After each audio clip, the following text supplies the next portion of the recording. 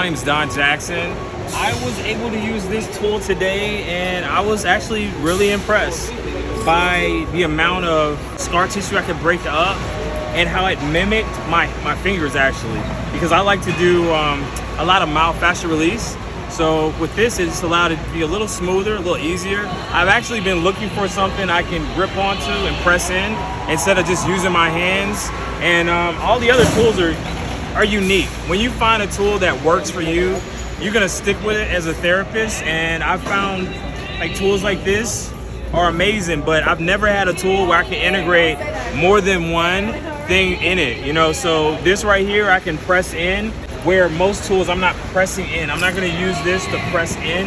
I'm generally gonna use a grafting tool, a scraping tool, to just scrape an area, but rarely will I just press into the muscle fiber and muscle tissue.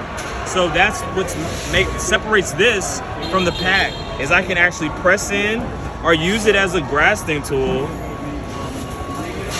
And it's really amazing, very efficient. I feel like if you had to make a choice between 5 tools and 1 tool, this is what you need.